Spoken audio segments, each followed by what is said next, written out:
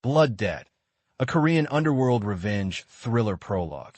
The night of blood and fire, sound of rain pattering, distant city noises, a car, engine hums in the background. Narrator, deep, slow voice Seoul, 2005. The city never sleeps. Neon lights flicker over dark alleys, where secrets die and betrayals are born. A young Kim Tae-Hyun lived a quiet life with his parents. His father owned a small auto repair shop.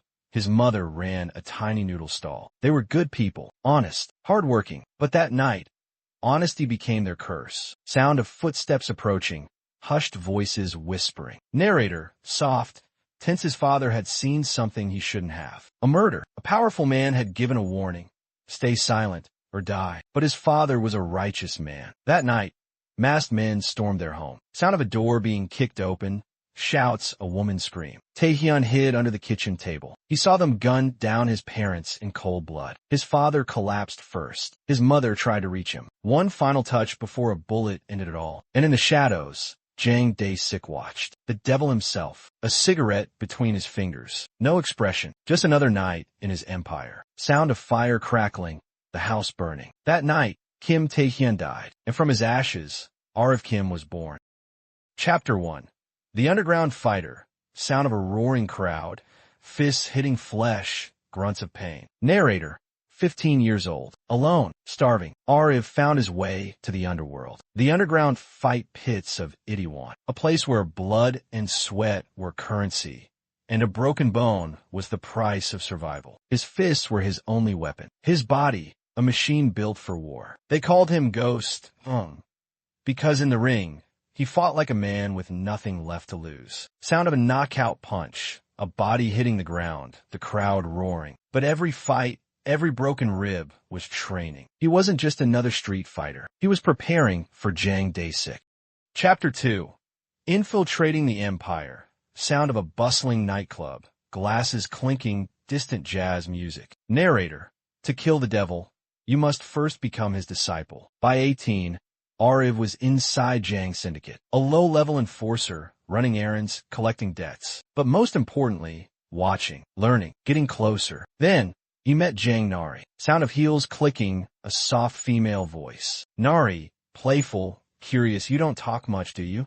Narrator, she was different. She hated her father. She wanted out, and against his better judgment, she fell for him. Sound of a soft exhale, tension. But love had no place in war, because Aarav was here for one thing, revenge.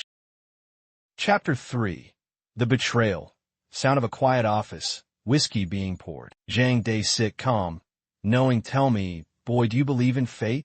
Narrator, Aarav stood frozen. Jang knew. Sound of chairs scraping, a gun being cocked. Jang, smirking, I know who you are. Kim Tae-Hyun, the boy whose life I burned to the ground. Narrator, Aarav's fingers twitched. His mind screamed, kill him now. But Jang leaned forward, smiling. Pause. Silence. Jang, I should kill you, but I won't. Sound of a lighter flicking open, a cigarette being lit. Jang, because you're just like me, and I have better plans for you. Narrator, Aarav realized the cruel truth. Jang didn't fear him. He wanted to turn him into his successor.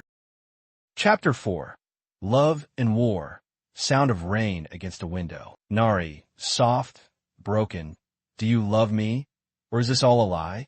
Pause. Silence. Narrator, Aarav had no answer, because for the first time in his life, he wasn't sure. Sound of a gun being loaded. But there was no escape now. The final battle was coming.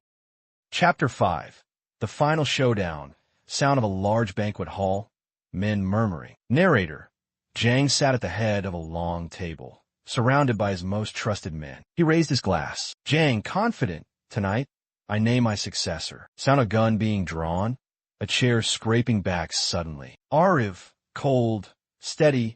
I was never here for your empire. Gunfire erupts, screams, chaos. Narrator, the room became a war zone. Blood painted the marble floors. Jang and Aarav, face to face. Sound of heavy breathing, a gun, click. Jang, weakly, laughing, killing me won't change anything. Aarav, I know. Gunshot, silence. Narrator, Jang Dae-Sik, the king of Seoul, was finally dead. Epilogue. The Price of Revenge. Sound of distant sirens, the sun rising. Nari, whispering, hurt. You used me. Aarav, soft, regretful, I never meant to. Sound of footsteps walking away. Narrator. As the sun rose over Seoul, Aarav walked away. Alone, because some men are born for love, and others are born for war. The end.